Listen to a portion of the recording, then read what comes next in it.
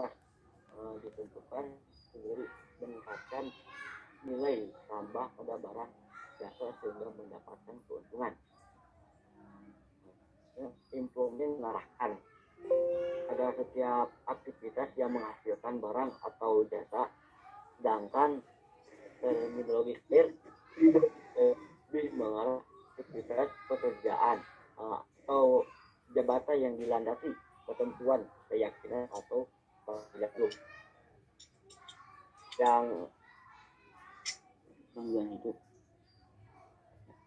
yang merupakan kesempatan perkembangan karir sangatlah luas. Perkembangan karir itu dipandang sebagai suatu proses yang mencakup banyak faktor. Nah, ada dua faktor yang saling mempengaruhi, yaitu sebagian terdapat pada individu dan sebagian lagi terdapat pada lingkungan hidupnya. Dari kedua faktor tersebut berinteraksi satu sama lain dan bersama-sama membentuk proses perkembangan karir seseorang. Adapun faktor pada individu itu sendiri seperti kebutuhan, sifat-sifat kepribadian, serta kemampuan intelektual.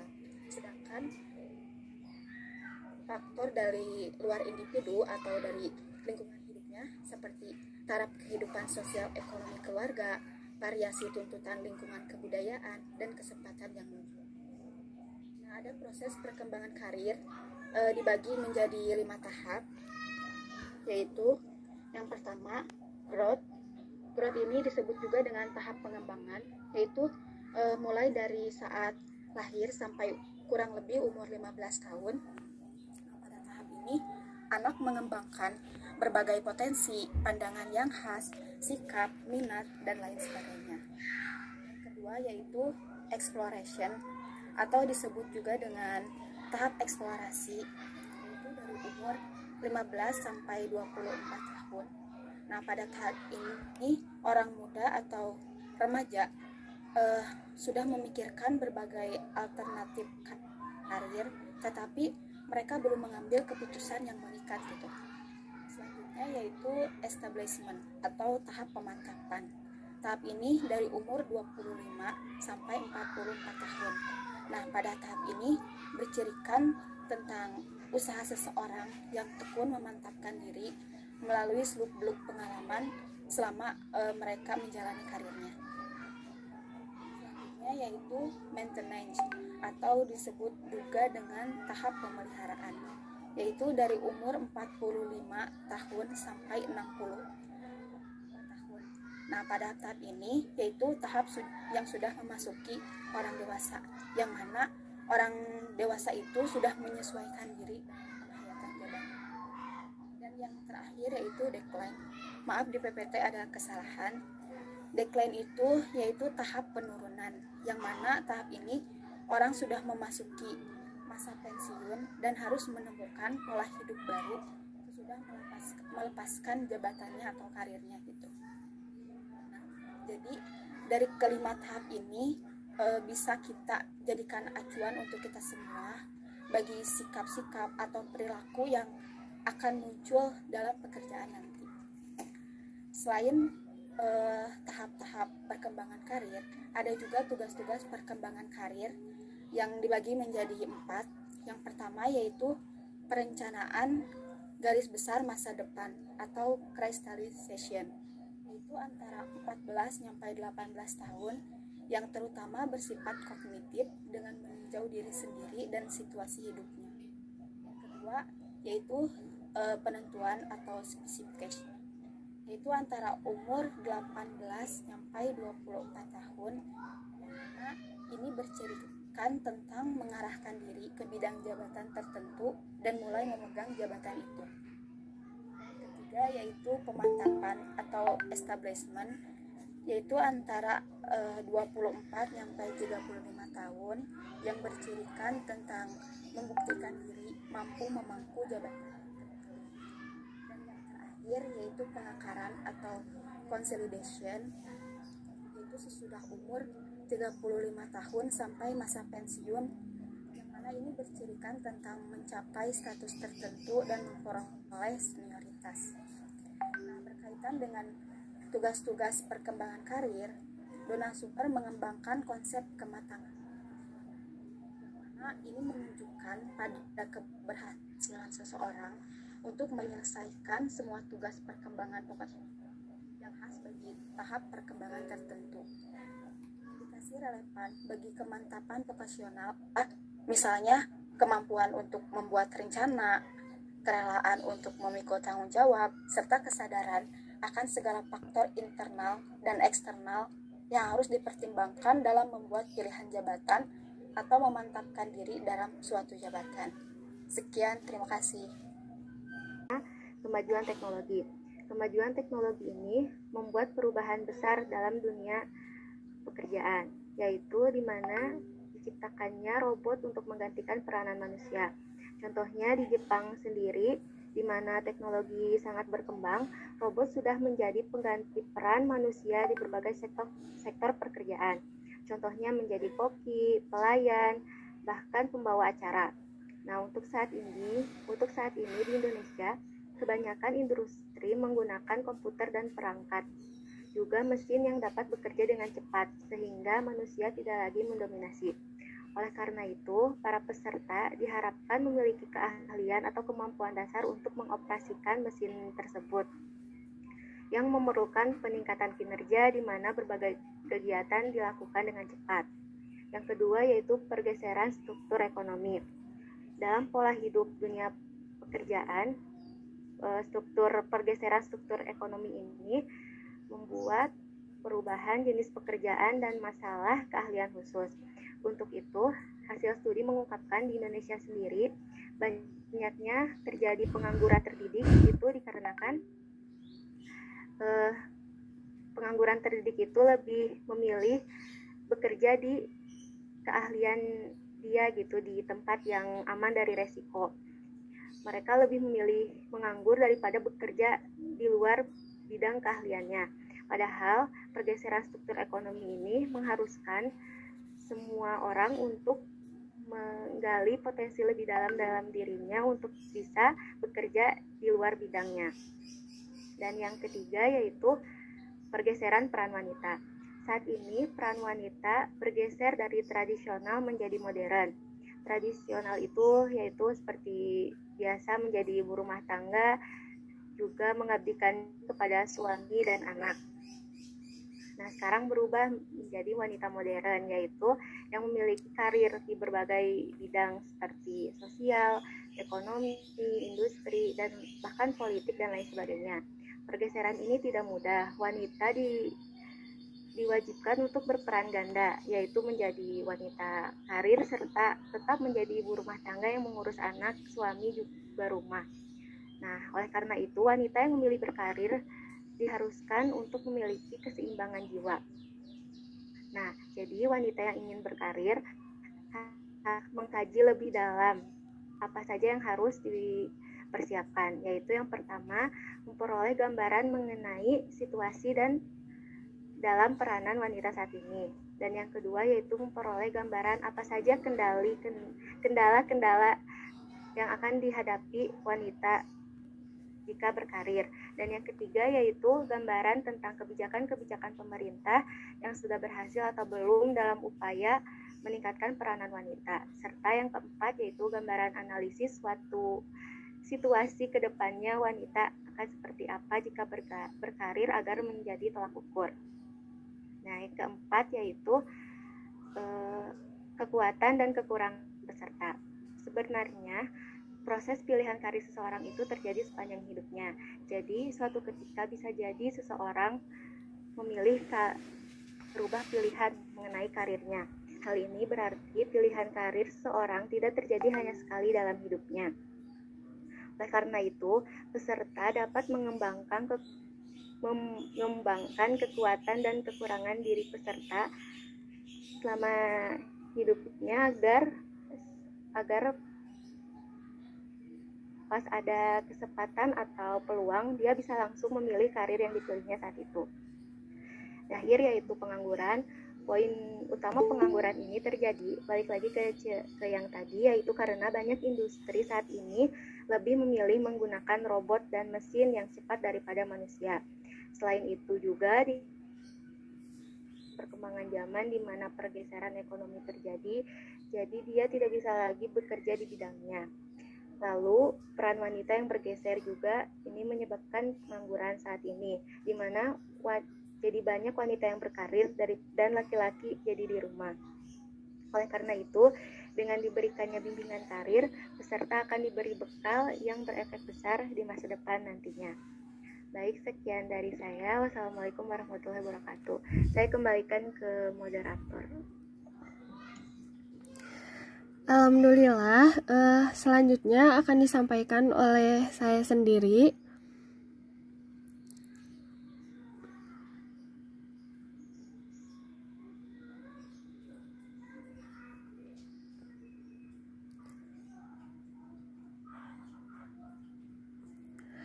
Di sini saya akan memaparkan karir yang religi itu seperti apa. Karir dan religi semestinya merupakan bagian yang tak terpisahkan, namun manusia memerlukan waktu untuk menerima agama sebagai keseluruhan dalam hidup. Itu menurut Abdul Wahid. Kriteria orang yang mampu menerapkan 5 aspek religius yaitu kemampuan melakukan diferensiasi, dinamis, integral, berimbang antara kesenangan dunia tanpa melupakan akhirat. Kemampuan melakukan diferensiasi, bersikap dan berperilaku terhadap agama secara objektif, kritis, berpikir secara terbuka. Namun, secara keseluruhan, karir dan religi itu ada hambatan. Kenapa sih ada hambatan antara karir sama religi? Dikarenakan di setiap pekerjaan itu tidak semuanya bisa disandingkan sama agama gitu, sama religi. Contohnya, misalkan seorang perempuan yang bekerja di kantor itu ada aturan-aturan tersendiri, misalkan nggak boleh pakai hijab, terus harus pakai pakaian yang pakai rok pendek kayak gitu. Jadi nggak selamanya karir sama religi itu bisa disandingkan gitu. Jadi sebisa mungkin kita harus bisa menyesuaikan ketika kita ingin menjadi seorang karir, karena kita harus mentaati aturan-aturan religi atau aturan-aturan yang sudah Allah tetapkan khususnya kepada seorang perempuan gitu ya. Ketika ingin bekerja maka harus sesuai syariatnya, seperti itu.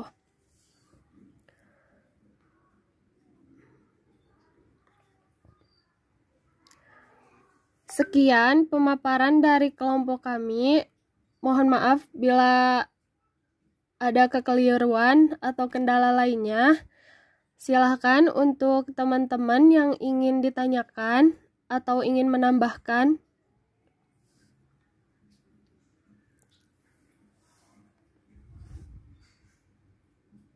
Izin bertanya. Izin bertanya. Iya, silahkan. Siapa dulu? Fatia boleh.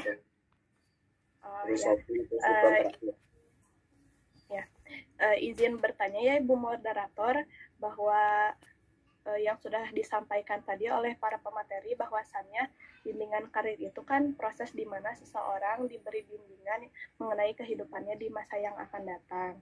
Nah, yang ingin saya tanyakan adalah komponen-komponen apa saja yang perlu disiapkan oleh konselor dalam mengadakan bimbingan karir dalam perspektif manusia religius. Terima kasih.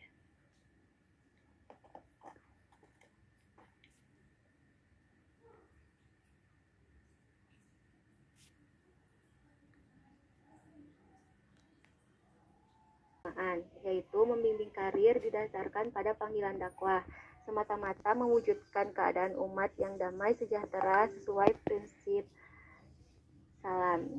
Ya, wallahu ya'du ila dari salam. Yang kedua yaitu komponen saintifik, memiliki penguasaan keilmuan tentang karir dan cara membimbingnya. Dan yang ketiga yaitu komponen sosial, memiliki kepekaan sosial sehingga tampil secara aktif mengambil bagian dari problem konseli atas masalah-masalah yang ada dalam diri konseli, khususnya dalam bidang ekonomi yang ditangani secara perseorangan maupun kelompok. Mungkin segitu dari kelompok kami. Memerlukan penerapan atau keterampilan tertentu yang harus dimiliki oleh pembimbing. Nah, yang sudah dijelaskan oleh kelompok 1 dari saudari Fani, komponen saintifik, komponen sosial, dan tentu juga komponen religius. Sekian. Terima kasih untuk saudari Hani. Untuk saudari Fatia, apakah sudah jelas? Ya, sudah jelas. Terima kasih, Bu Moderator. Maaf Ibu Moderator, Iya. kalau bisa jawaban dari dari Fani sama dari Hani juga barusan diketik juga ya di chat roomnya, biar yang lain juga memperhatikan gitu, bukan yang lain juga memperhatikan biar terlihat juga gitu secara visualnya. Ditakutkan kalau secara audio saja tidak tertangkap bila mana sudah secara singkat dan cepat. Jadi kalau bisa saya dituliskan jawabannya itu di chat. Terima kasih.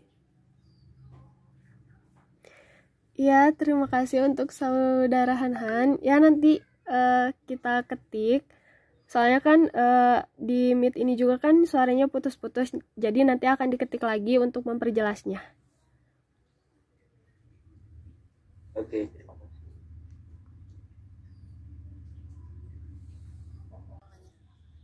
Kedengaran. Jawabannya iya, karena mengingat pentingnya masalah karir dalam kehidupan manusia, sejak ini anak perlu dipersiapkan dan dibimbing untuk merencanakan hari depan yang lebih cerah dengan cara memberikan pendidikan dan bimbingan karir yang berkelanjutan. Oleh karena itu, layanan bimbingan dan konseling merupakan kegiatan yang terencana berdasarkan lingkungan kebutuhan yang diwujudkan dalam bentuk program bimbingan dan konseling. Nah, program bimbingan dan konseling juga disusun berdasarkan program dan bimbingan dan konseling berkembang.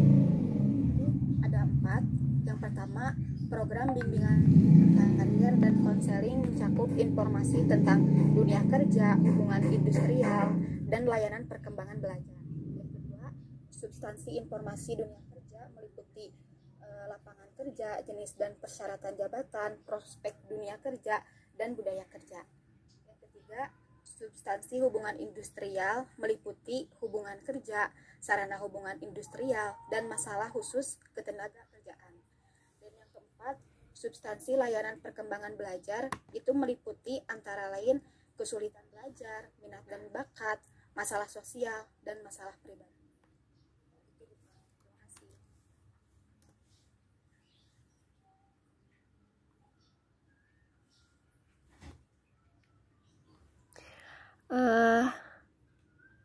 Apakah saudara Gufron sudah jelas atau yang lainnya mau menambahkan?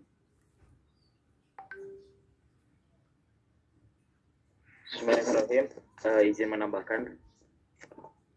Iya, boleh silahkan. Untuk pertanyaan dari saudara Gufron tentang apakah pemberian bimbingan karir harus selalu sesuai dengan minat dan bakat individu yang dibimbing, jika iya alasannya apa, dan jika tidak mungkin begini ya, bimbingan sendiri ini bimbingan konseling ini tentunya bukan penyuluhan karir ya, kalau tidak salah. Bimbingan tentang karir itu dimana kita harus mempersiapkan apa saja sih yang harus para audiens atau para klien persiapan untuk kedepannya. Nah, itu menurut saya itu harusnya sesuai dengan minat dan bakatnya. Karena kalau tidak sesuai dengan minat dan bakatnya, itu berarti tidak perlu ada bimbingan. Karena tidak sesuai ya. Kalau tidak sesuai, mau ngapain gitu. Nah, kalau misalkan emang kecuali bentukannya itu seminar, seminar. Kalau bentukannya seminar, ya kamu butuh nggak butuh ya seminar mah tetap dilaksanakan. Atau misalkan minat dari karir minat contoh saya mahasiswa bimbingan konseling Islam, minat karir saya itu menuju ke BKKBN, ada di dalam lingkup BKKBN pengurus sosial, tapi karena HMJ itu bikin seminar kewirausahaan, saya ikutan seminar. Nah, seminar mah bakal tetap jalan walaupun karir yang akan saya jajaki di BKKBN. Nah, bimbingan mah harus sesuai dengan minat dan bakat individu yang dibimbing. Karena tadi ada beberapa sub yang akan dibahas di dalamnya.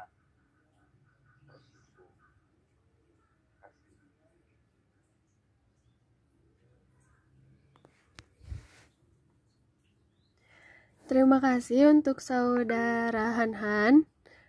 Apakah saudara Gufron sudah jelas atas jawabannya? Sudah, terima kasih jawabannya. Dengan keahlian yang kita miliki, seperti yang tadi sudah disampaikan, jika ingin beradaptasi dengan ini,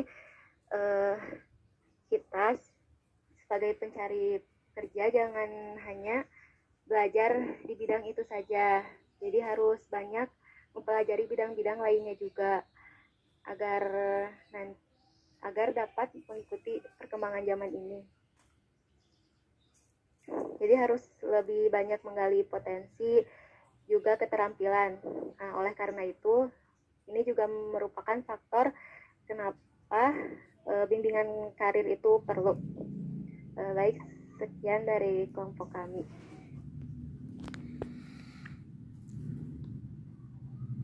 Terima kasih untuk saudara Fani. Apakah yang lain ingin menambahkan? Sudah yang bahkan. Iya, silakan saudara Gufron. Oke, mungkin menambahkannya dari jawabannya saudari Fani, bahwasanya untuk mengatasi pergeseran struktur ekonomi itu tadi kan bisa dengan menggali potensi atau minat bakat yang dimiliki oleh individu itu. Jadi kan individu ini pasti mempunyai minat bakat yang sudah ada gitu. Tapi dia juga harus menggali potensi-potensi yang ada di dalam dirinya, potensi lain.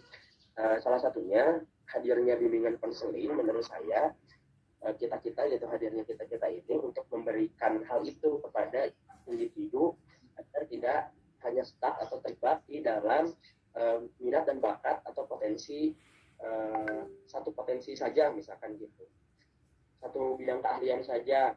Hadirnya kita itu bagi saya justru sebagai satu gerbang itu untuk membuka dan membantu mereka menggali potensi-potensi lain yang dimiliki oleh individu itu gitu. Misalnya kita memberikan suatu pelatihan misalnya gitu kan, contohnya tidak semua orang bisa atau jago dalam berwirausaha, misalkan merintis usaha.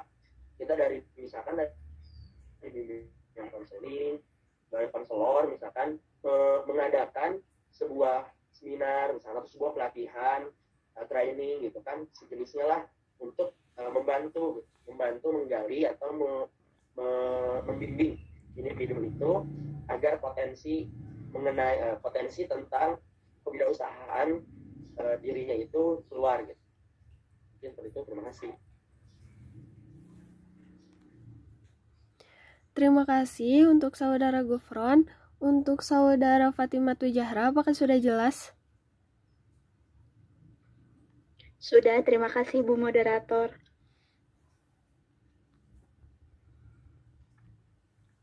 Ngoprek sistemnya gitu. Dan juga mesin itu tidak bisa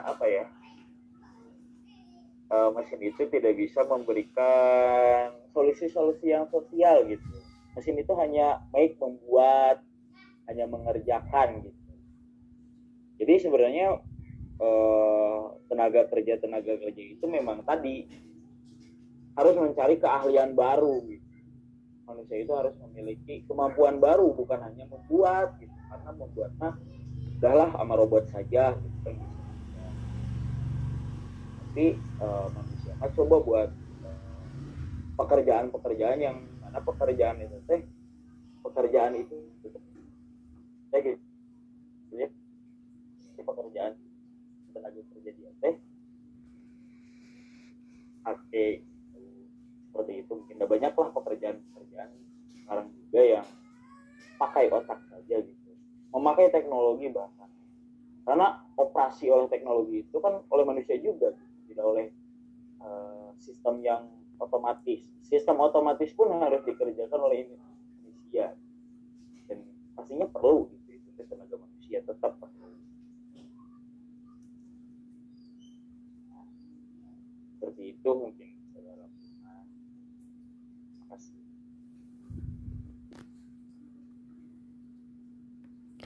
Terima kasih untuk saudara Hanhan.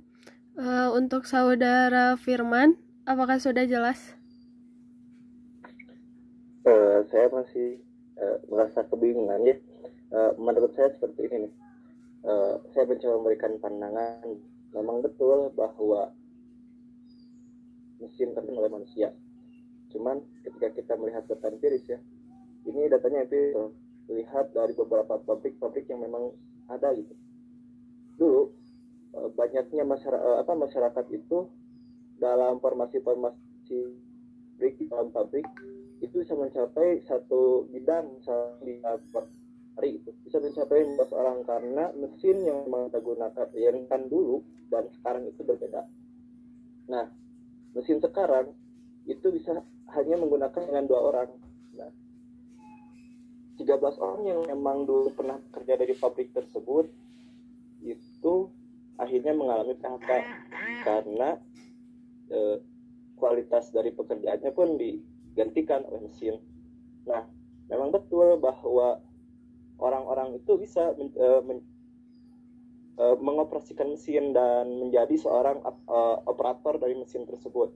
Tapi intensitas pekerjaan itu semakin berkurang, akhirnya kompetitif semakin banyak gitu.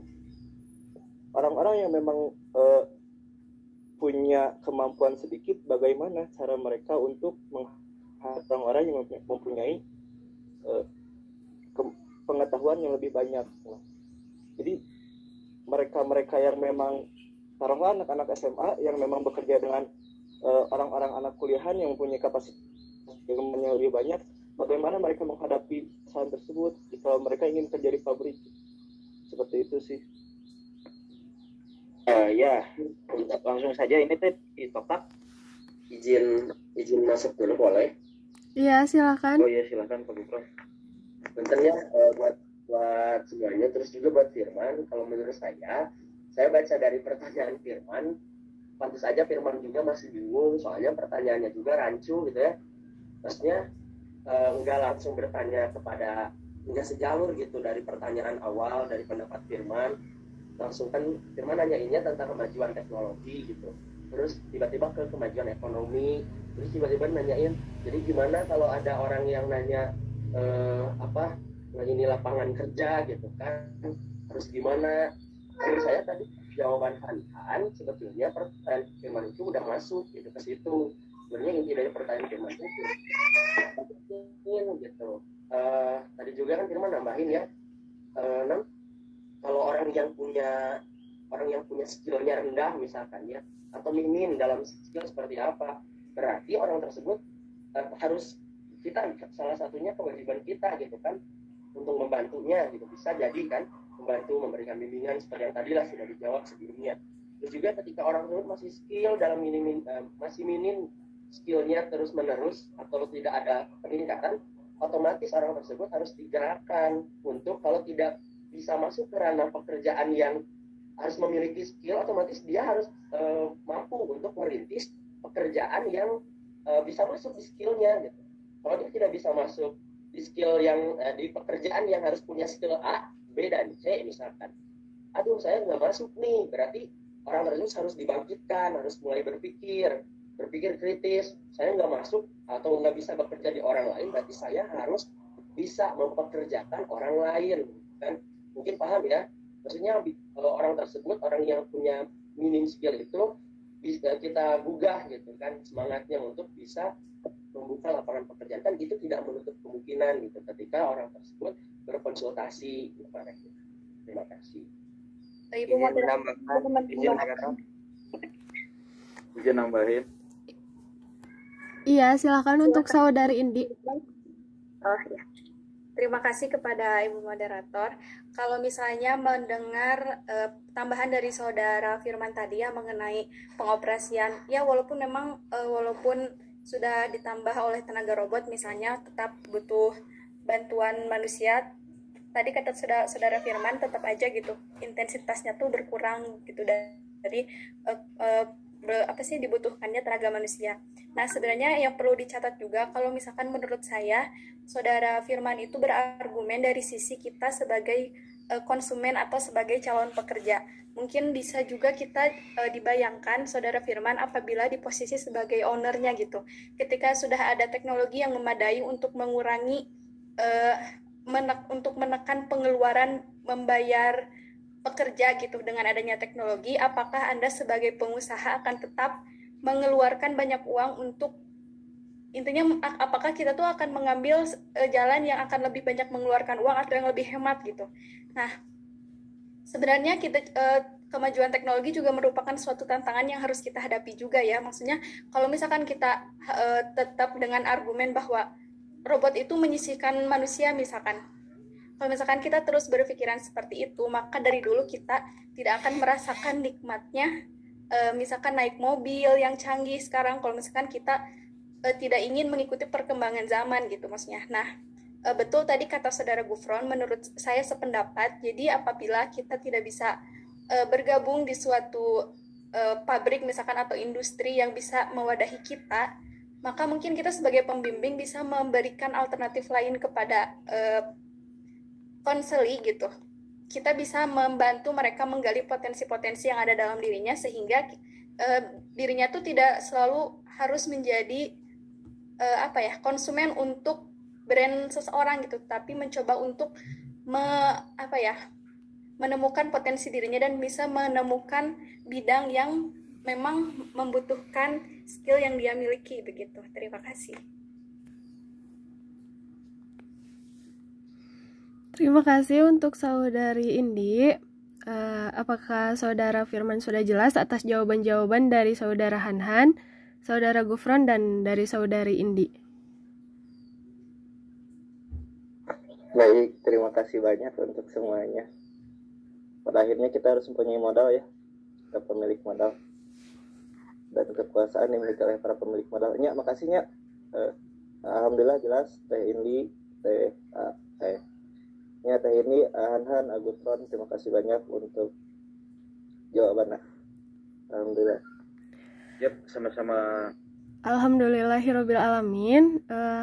Pertanyaan dari audiens sudah terjawab semuanya dan kami dari kelompok 1 akan mengakhiri sesi presentasi ini dan sesi tanya jawab ini. Saya selaku moderator mohon maaf apabila ada kesalahan dan saya persilahkan kepada Bapak dosen untuk menambahkan dari presentasi hari ini. Terima kasih.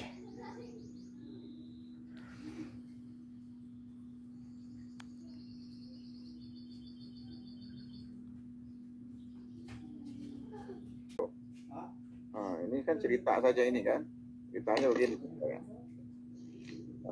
Suatu hari saya pergi ke negara orang, di Bandara Internasional New Delhi itu kumpul nih, ada masa S2, masa S3 kan, ada yang mau daftar ke Australia, ke mana, ke Belanda, ke berbagai negara lah kumpul waktu itu, karena ini nunggu pesawat berangkat tuh lama kan, hampir kita nanya tiap orang kan. Di antara yang tanya ini mahasiswa S2 dari mana? Australia. Katanya gitu, apa yang menjadi kekhawatiran kamu gitu kan? Your NCT pas exam, pas selesai daripada ujian S2 ini kamu. Atau dia jawab, kecemasan saya adalah pada saat apa yang saya pelajari itu hanya menjadi barang rongsokan, barang sampah, karena begitu saya selesai, teknologi yang saya pelajari itu sudah tidak lagi digunakan. Sudah ada teknologi baru, dan saya harus belajar kembali.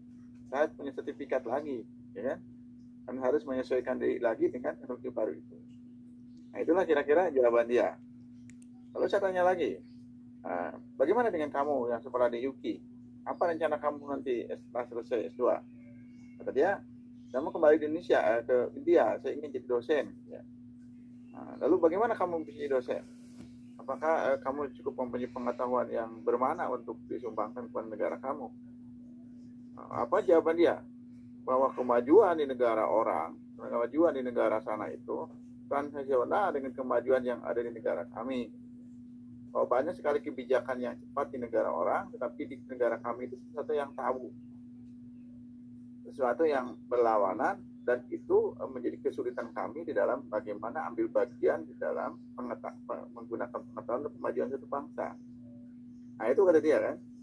Nah, maka dalam konteks ini mungkin orang yang kedua tadi tidak lagi bekerja, karena apa yang dia pikirkan tentang sesuatu aplikasi sains itu tidak bertautan dengan apa yang ada di negara itu. Nah, demikian pun yang pertama tadi itu, mungkin dia tidak lagi bekerja karena apa yang dia pelajari itu sesuatu yang rongsokan. Pada dia ingin jadi saintis, pada dia ingin jadi sesuatu yang menjawab persoalan-persoalan update. Nah, itu kan satu. Yang dua ini kan, nah ini belum bekerja nih. Nah, satu lagi ada yang sudah bekerja. Kalau ini kisahnya dalam international seminar, dia itu jurusannya psikologi. S2, S3-nya psikologi dari Amerika. Dan waktu dia presentasi, CV-nya mengatakan bahwa saya dulu S1, S2, S3 itu dari psikologi. Tetapi saya bekerja sekarang di bagian pemasaran pesawat alat perang. Alat perang. Nah, ini kan jauh sekali nih. Jauh sekali. Lalu orang nanya, bagaimana kami bisa percaya menjadi optimis untuk studi karena apa yang Anda pelajari itu tidak berkaitan dengan apa yang Anda kerjakan pada hari ini. Gitu. Anda bicara begini cara beasiswa ke Amerika yang disiapkan, ada keunikan macam-macam, rumit sekali, tapi perlu kesabaran, step by stepnya diikuti. Tapi setelah Anda selesai pun, apa yang Anda pelajari itu tidak berkaitan dengan pekerjaan Anda. Bagaimana begitu? Ya. Lalu dia jawab begini, bahwa dunia karir itu adalah sesuatu yang boleh saja kita ini mau, ya kan? Tetapi tidak ada kesempatannya. Nah, ada kesempatan, tapi kita mungkin tidak siap. Maka kata dia, bagaimana menemukan suatu titik itu? Titik ada peluangnya, ada kesempatannya, dan kitanya siap. Apa siap itu? Siap belajar terus.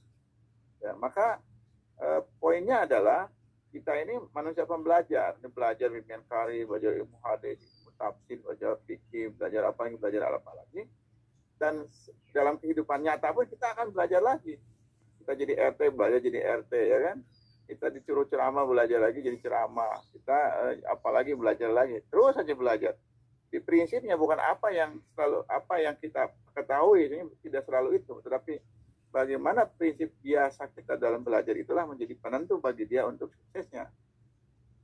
Maka di dalam teori McClellan mengatakan, apabila seseorang belajar dan berhasil, lalu belajar lagi berhasil lagi, belajar lagi berhasil lagi, ada masalah belajar dan berhasil, ada masalah belajar dan berhasil, maka karena dia orang itu akan mempunyai satu drive, satu ya, for achievement dia untuk bagaimana percaya dirinya meningkat dan mempunyai virus kemajuan dalam dirinya.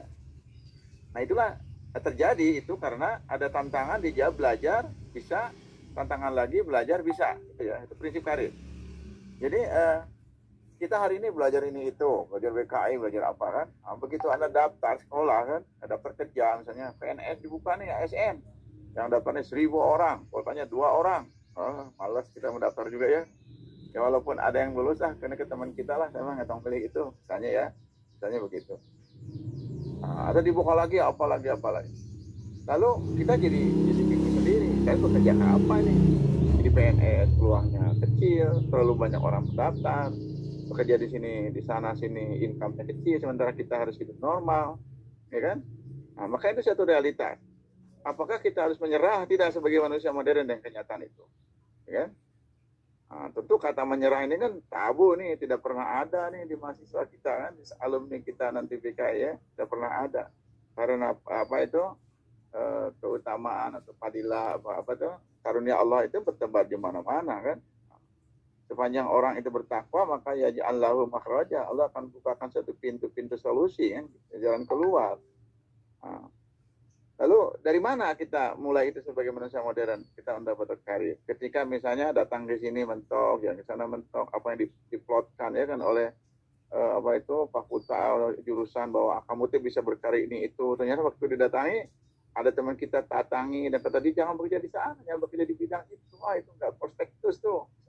Tapi sesuai dengan kehidupan kita misalnya kan. Dari 100 orang terkaya di Indonesia itu nggak ada satupun yang yang berkarir di bidang konseling misalnya, di bidang karir misalnya gitu ya. Nah, maka kamu jangan masuk sana kata alumni kira-kira ya. Misalnya ini ya, misalnya begitu. Tapi kan kita sudah belajar tentang konseling. Nah, tapi poin kita kembali kepada rumus tadi, ini bukan apa yang dipelajari, tetapi bagaimana cara kita belajar hal baru.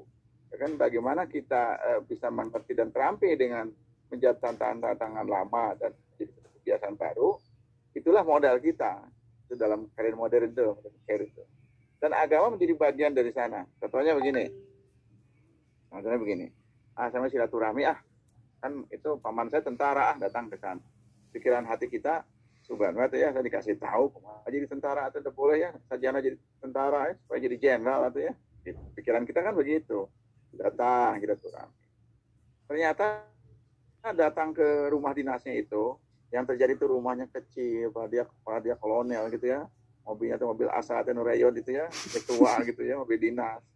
Lihat istrinya sederhana, lihat anak-anaknya di sekolah pinggir rumah, sementara yang lain sekolah di pesantren jauh luar kota di negara orang. Jadi dengan penuh kesederhanaan, saya mau memiliki tentara, ya.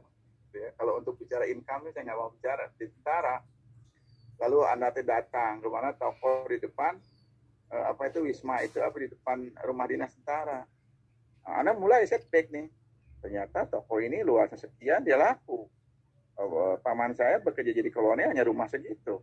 Nah, kalau saya pilih apa saya mending pedagang atau menjadi tentara? Kebebasan waktu di sebelah mana ini adanya? Ya kan, keberkahan di sebelah mana adanya? Cari-cari alasan. Saya punya sibukan, saya mending berdagang kalau begitu.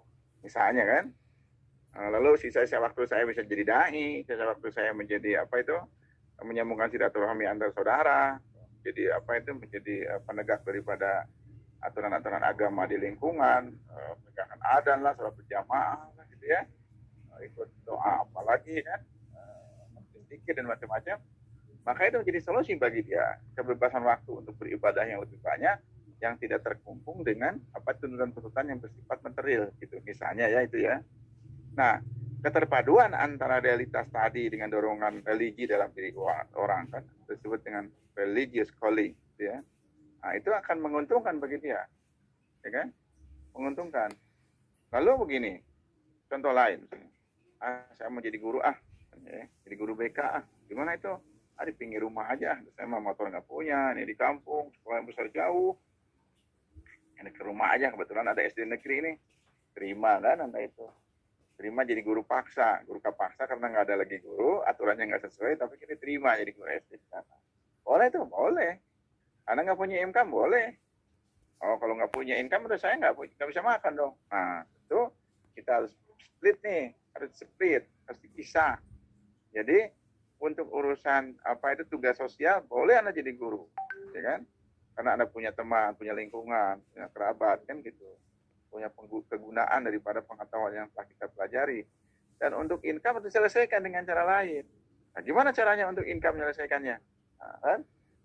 Maka kita ini harus silaturahmi lagi nih. Di sebelah sana ada industri nih. Bikin apa nih? Bikin aromanis. Lihat, nontonnya aromanis. Bu, gimana bikin aromanisnya? Masih itu. Si Mang nyono oke. Ya, ditanya si Mang. Ini pinter sih Bang, ya hebat sih Bang. Si Ibi gimana pinter kieu, cekatan gitu Bang ada mah ieu. Neng mah, tong ada manu kieu guru isi namanya mah. Belajar dari mereka kan. Belajar 1 2 3 langkah. Akhirnya kita paham, begitu ya. Aromanis harganya 40.000 per kilo. Bahannya hanya gula pasir dengan terigu sama pewarna. Harga terigu 12.000, gula pasir 12.000. Selisihnya berapa tuh? Ada selisih 28.000 per kilo. Kalau satu hari laku 5 kilo saja, sudah dapat 100.000 dikerjakan oleh si Simpang yang tadi. Kita latih orang nih, bikin training untuk industri, sehingga kita bisa berbagi hasil, simbang berapa kita berapa, dijualnya ditanggung atau gimana caranya. Nah misalnya kan, maka itu menjadi satu solusi kita di dalam kebutuhan-kebutuhan yang bersifat ekonomis. Nah, kita hadir sebagai manajer, sebagai leader di dalam income, ekonomi income, tetapi kebutuhan kita secara secara idealis di bidang sosial tadi, di bidang saintifik itu tidak terganggu, gitu ya. Jadi orang boleh jadi guru zero income, nol income atau minus income, tetapi dia akan punya pendapatan lain yang tidak diduga-duga karena kesolehan dia itu, karena cara pandang dia itu, karena kepercayaan dia orang lain kepada dia sebagai pelaku sosial, dan terbukalah rezeki, ya kan, terbuka. Contoh lagi nih, contoh sederhana nih, kan kalau Anda nanya, mending jadi guru SD, mending jadi dosen, pasti orang bilang, saya jadi dosen aja, gitu ya. Padahal kalau bicara income-nya, income guru SMP itu sama lah segitu. Golongan 3D itu kira-kira 3.400.000 atau 4 juta lah paling kita gajinya. 4 juta satu bulan berapa itu? Ya kira-kira 125.000 sebulan, ya kan, gajinya. Gede itu ya gede lah daripada nggak punya gaji. Tapi kecil ya tentu kecil dibanding cicilan mobil aja 3,5 juta sebulan. Cicilan rumah saja juga 3,5 juta sebulan. Belum orang harus makan, harus kurban, pergi haji kan, mana-mana gitu ya. Sesuatu yang minim sebetulnya ketika orang hanya berpikir income dari satu pekerjaan. Lalu bagaimana tampilan ekonomi, mohon maaf misalnya ya, guru biasa dengan dosen misalnya, mana yang lebih bagus? Ya, relatif juga ada dosen yang ekonominya bagus, ya kan? Ada yang biasa. Guru pun sama, ada guru yang ekonominya bagus, ada yang tidak. Kenapa begitu? Kok gajinya sama, tetapi keberkahan sisi ekonominya berbeda. Apa yang buat begitu? Nah, maka tadi itu dibilang oleh teman kita, bagaimana entrepreneur itu tumbuh dalam diri orang. Sehingga keberkahan itu bisa dua dimensi. Pertama berkah karena satu alat sama tetapi mempunyai nilai ilahi yang lebih tinggi. Atau yang kedua memang alatnya banyak, sehingga bernilai ekonomi banyak. Gitu ya. Nah, ini beda nih kan. Nah, maka daripada itu, konsep manusia modern dalam perspektif religi ini, kita harus terpadu, yakin kepada Yang Maha Kuasa bahwa rezeki datang dari sana. Dan Allah menurunkan rezeki itu melalui tajiyah, melalui silaturahmi, melalui ilmu, melalui zikir, ya kan? Melalui sedekah, ya kan? Melalui apa lagi yang itu boleh jadi tidak terpaut langsung dengan logika kita. Boleh jadi Anda berdoa sholat hajat, ya kan? Sholat duha, Anda tajiyah itu silaturahmi, tinggi di orang yang sakit. Itu katanya orang itu tenggelam dalam rahmat Allah SWT. Orang tenggelam tajiyah itu. Itu pun kalau orang datang kepada yang meninggal, ya kan, dari mulai memandikan, kapani, lalu menyolatkan, dan menguruskan pemakamannya. Orang itu dapat 2 uhud, 2 qirat, gitu ya. Sesuatu yang berkah waktu itu bagi dia, yang tidak bisa dilakukan orang lain. Lalu apa hubungannya itu dengan rezeki? Ya banyak tuh, banyak. Apa banyaknya? Mungkin pada waktu itu sama-sama nganggur, tapi penganggur ini dia dapat pahala di Maha Kuasa. Penganggur ini ketemu dengan 100 orang. Penganggur ini pikirannya terbuka. Apa yang terbuka? Oh, ada orang meninggal, dulunya begini kehidupannya kan, masa lalunya begini, kebaikannya begini kan.